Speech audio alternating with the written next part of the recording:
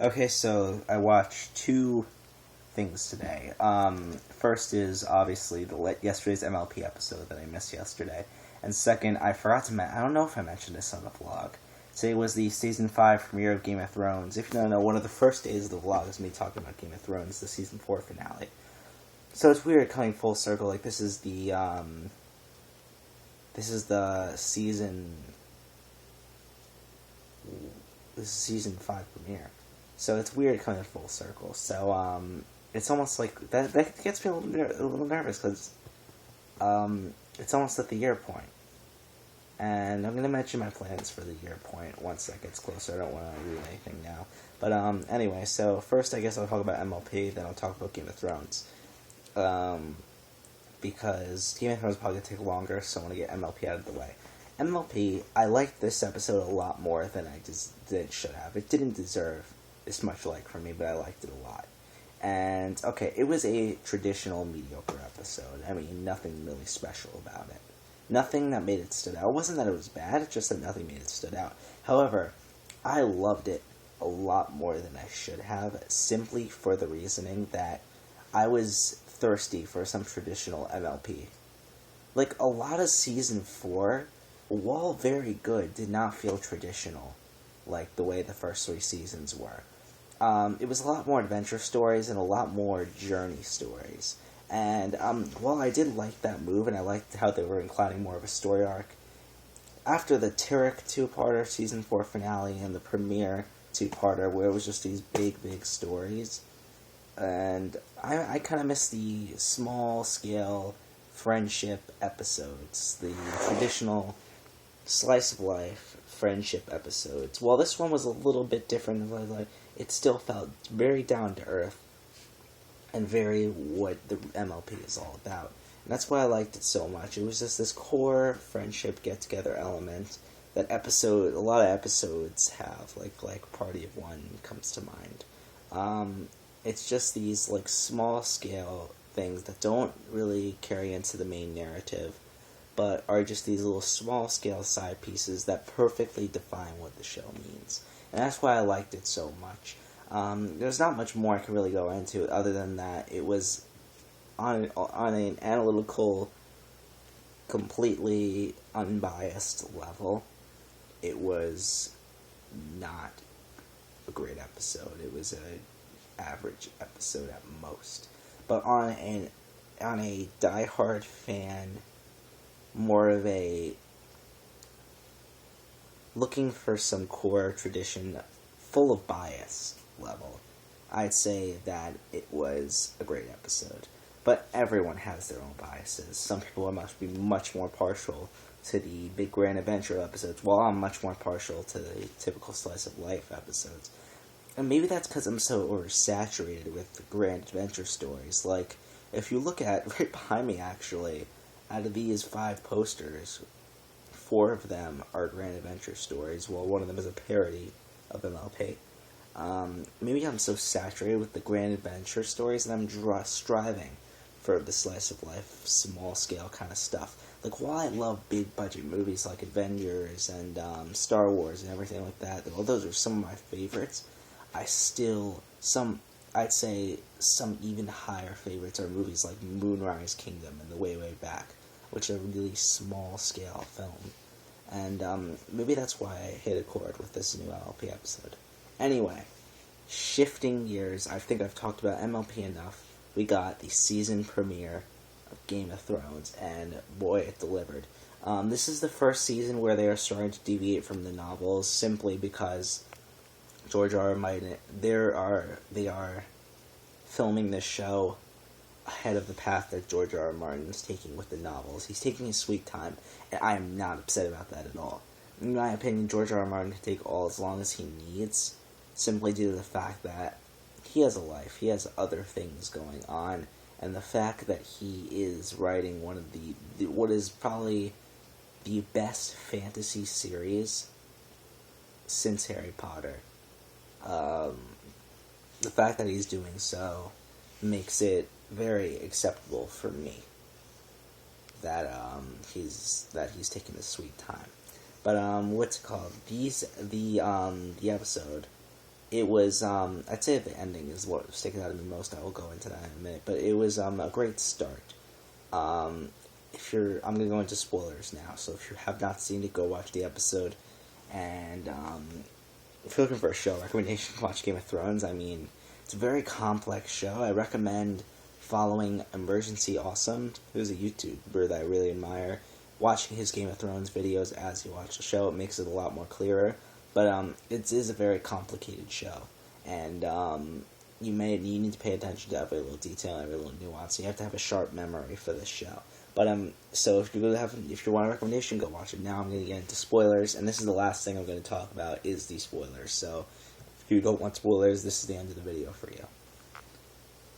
Okay, so we have not yet seen Arya.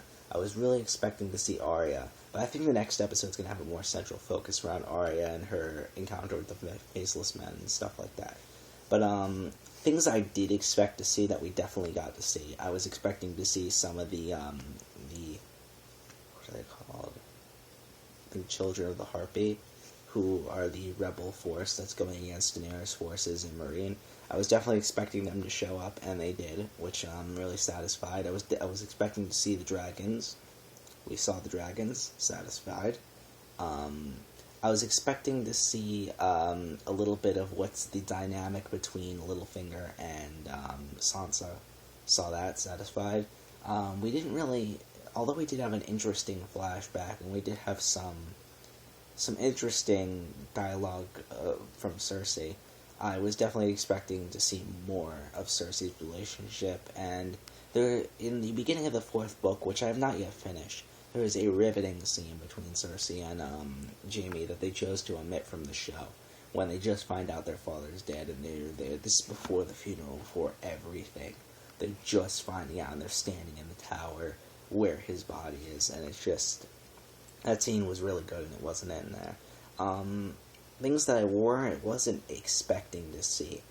Oh, I was also expecting to see Dorne, part of the Sand Snakes, and more of the Dornish side of things. But after,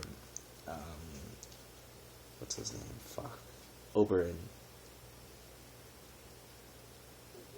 Last season, his tragic death. I think we were all expecting to see some more Dorne, but we did not get to see that in this premiere, which was interesting. It was great to see Natalie Dormer for at least one scene. I mean, that was really good.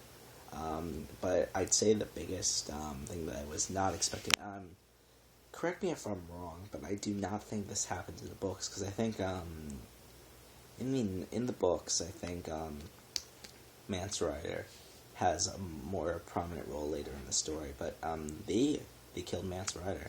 He refused to bow to Stannis at the Wall, and he it seems that Jon's really getting over, though,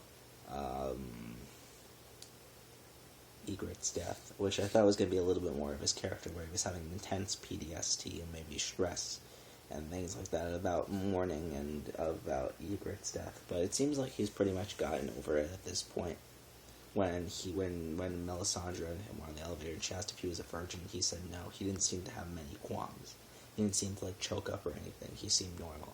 So maybe he's over that right now. But what's it called? I'd say the biggest thing that I was not expecting was Mance Rayder's death. I mean, it was a painful scene, because since his inception on the show, he has been one of my favorite characters in the entire Song of Ice and Fire narrative, and probably my top 5. And the fact that he had to go in this way was pretty upsetting, because I definitely thought he was going to last longer. Now it's going to happen. I mean, you have all these wildlings that are suddenly thrust under Stannis' control.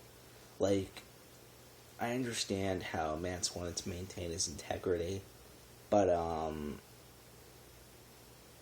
don't know. I just think it was just a very horrible scene. Mance was one of the, in my opinion, anti-hero. He's considered an antagonist, but I've always sympathized with him and seen his point of view. It's like Zahir in The Legend of Korra. I sympathize with him, understand his point of view, yet I do not fully agree with his methodologies, and that's exactly how I feel about Mance. I feel like Mance Rayder and Zahir from Legend of Korra are very similar characters. Probably I'd rank them same on my favorite characters lists. But I guess I can wrap up here. Is there anything I'm forgetting? There was a little bit with, crap, I can't remember her name. The not night chick. Oh my god.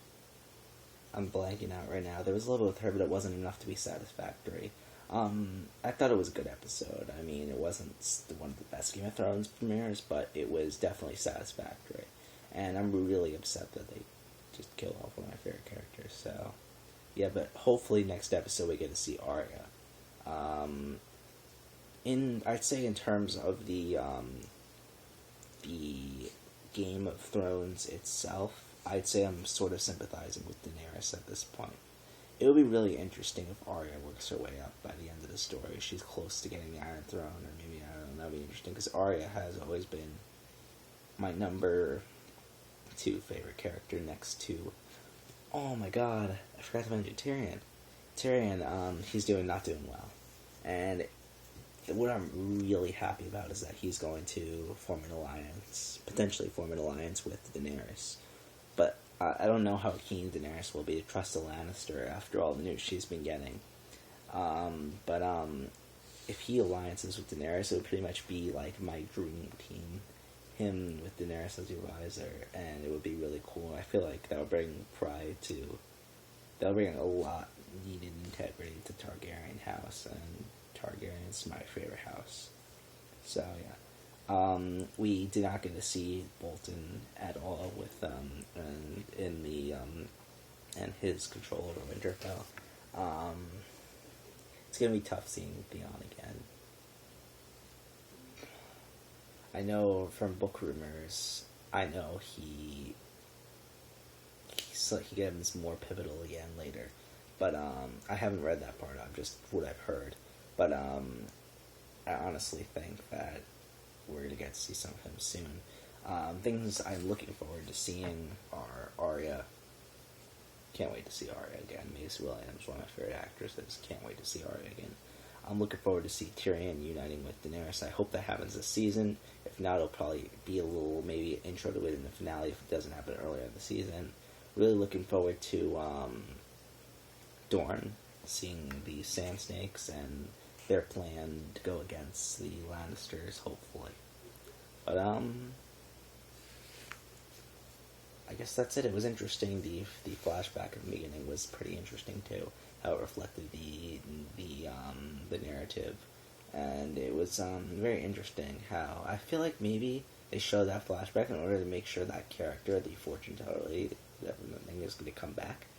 I don't know if she will necessarily, but I find it interesting. And but yeah, so that's about it. MLP, Game of Thrones, 2 good episodes. Well, one of them was technically good on a technical level, but it was still really good. Even though it was a good episode, not the best premiere, but great. Anyway, that's it. I'm done talking. It has been 13 fucking minutes. If you've watched this, which is very unlikely, and you're seeing me talk right now, good for you. Thank you so much. But if you have any opinions on both episodes, feel free to comment below. We never get comments. Nobody cares about this show. I don't even know why I'm doing this anymore. Ah, fuck it.